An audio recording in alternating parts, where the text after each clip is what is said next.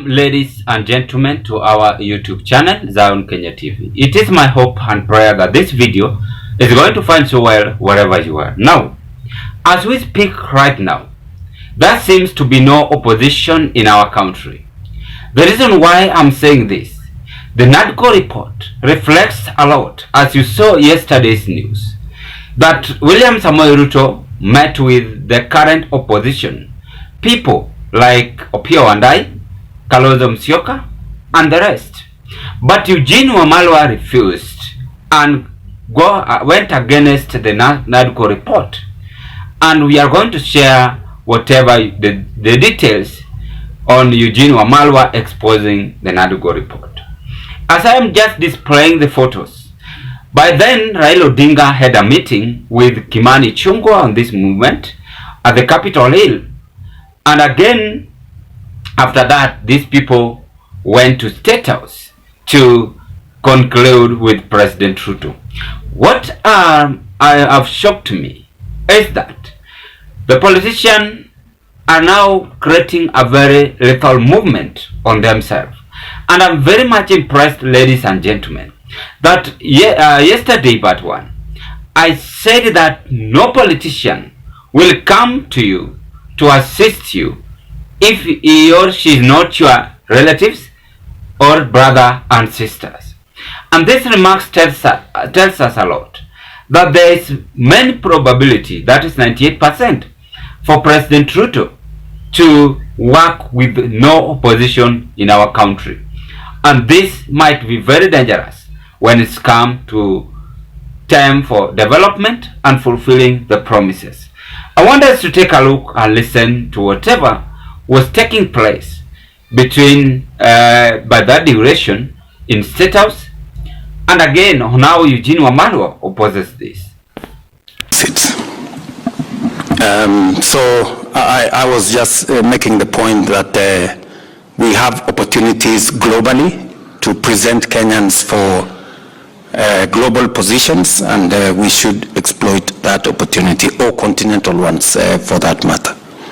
So thank you very much, good people. Thank you, Stephen, for, I'm sure you have said Kimani has become, measured now. He's less frontal. I am sure he hung around you for a while, and the diplomacy around you may have wrapped on him. Yeah. Ruto making a meeting in State House, and in fact he convinced Kalonzo Raila, Opiyo Wandayi, Jeremiah Kioni, and the rest. But it seems that Raila have been swallowed by President Ruto. And I normally said this, how Raila is now behaving like a puppet to President Ruto can tell you a lot. He is doing that because he wants Ruto to vote for him on the AU job. But I wish our country could have a strong opposition, because a country with no opposition cannot work, sincerely speaking. A country with no opposition cannot have development in our country. And that is why Ruto had to convince these people with any kind of mentality politics to ensure that deal is done according to its mission 2027. To call issue of lowering the cost of living in the report. I felt we did not do justice to the single most important issue amongst the 5 issues that we were discussing, which was the cost of living. That matter, if you read the report, you'll find that there was a serious disagreement on that issue. And this is an issue touching every Kenyan. And things have just gotten worse because many Kenyans cannot make ends meet. Wamalwa further argues that the report prioritized the matters beneficial to the political class, neglecting issues that significantly impact the common citizen. In expressing his disappointment, Wamalwa lamented the struggle that has become a daily life for Kenyans. Many families that can hardly afford a meal a day, and yet we see the cost of living going even higher. So at Bomas, this is a matter we fail to address. Wamalwa further accused the Kenya Kwanza team of lacking political goodwill and commitment to making life more bearable for Kenyans. There was some bias on the side of our Kenya Kwanza colleagues. There was lack of goodwill and good faith. And I felt that to some level, they were only focusing on the memoranda issues. In a letter to Parliament, Wamalwa expressed his reluctance to claim his sitting allowances due to a fundamental disagreement with the Nadco report, asking that the money be returned to sender. His decision coming after he received an invitation to provide bank details for payment. I also made it public that I would also not be accepting the sitting allowances. So today I formally put my position on record in Parliament through a written communication. The Nadco committee, established to foster dialogue and consensus, was tasked with recommending constitutional, legal, and policy reforms. These reforms address key areas such as auditing the 2022 electoral process, the cost of living, and restructuring and reconstituting the Independent Electoral and Boundaries Commission IEBC. Ben Kirui, Citizen TV, Nairobi. This is Eugene Wamalwa speaking. Before I carry on with this more analysis, ladies and gentlemen, if this might be your first time watching me at Zion Kenya TV YouTube channel, I request you just take a 1 second and click the subscriptions button and subscribe to our YouTube channel. After you subscribe, like this video, watch, share, and give us your opinion at the comment section below. And to the members, I want to adore you because of the great support you always offer to this channel, because if it was not a support, then this channel could have not reached where it is as at now. Thank you very much and continue with the same spirit. Let's proceed. Eugene Wamalwa knows whatever is happening, and that is why he is coming out and condemning Azimio coalition movement on supporting the Nadco report. A few years ago, many many politicians were urged to support this, and in fact, so many people analyzed this on this Nadco report. And in any case, we are saying Eugene Wamalwa is now rejecting this. It means, 1, Eugene Wamalwa been betrayed by Azimio. 2, Eugene Wamalwa interest on Azimio have been also backfired. Then 3, Eugene Wamalwa knows the secret details on this Nadco report. Is coming out and claiming that there is no high cost of living in this. But Raila have supported this. Kimani Chungwa, Ndini Nyoro, Kalonzo plus the rest have supported this.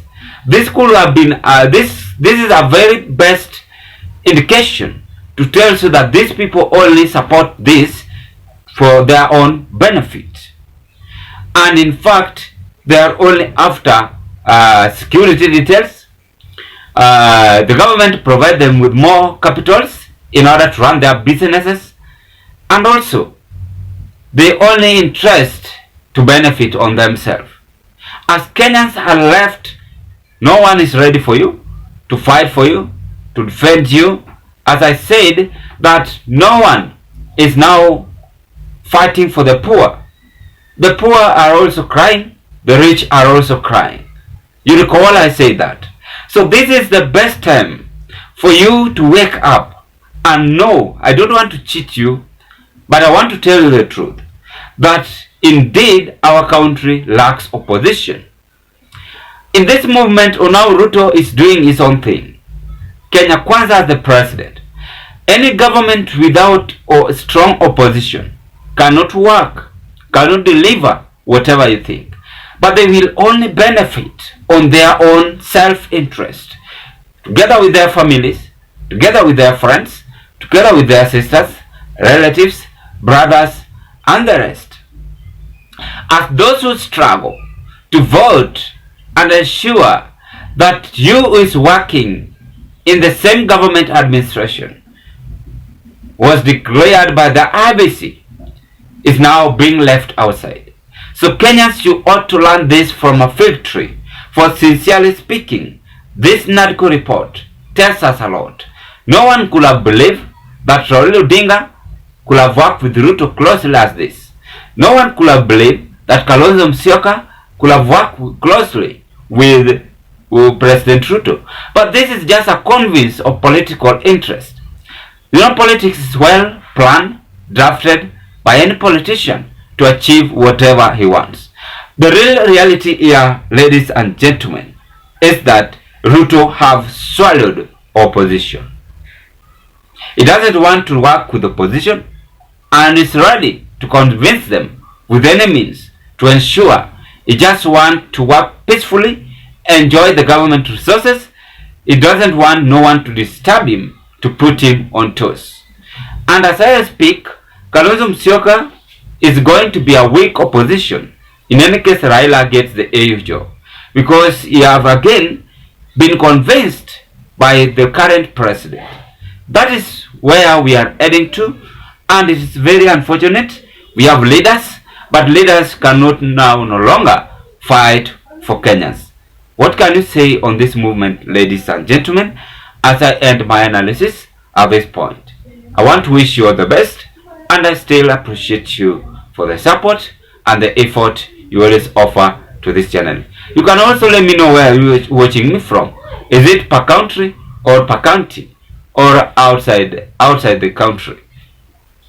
That is always very important because you are also doing your contribution by watching these videos, liking and also commenting at the comment section below. We are here to rectify each other. In any case, this analysis I've done is not good on your side. You can also give us your opinion because Kenya is our country, freedom of expression. With me, I think I don't support this opposition movement with the government according to just details I've just said, because this is going to make our country to be on a very, very wrong direction. What can you say, ladies and gentlemen, on this movement? Bye bye.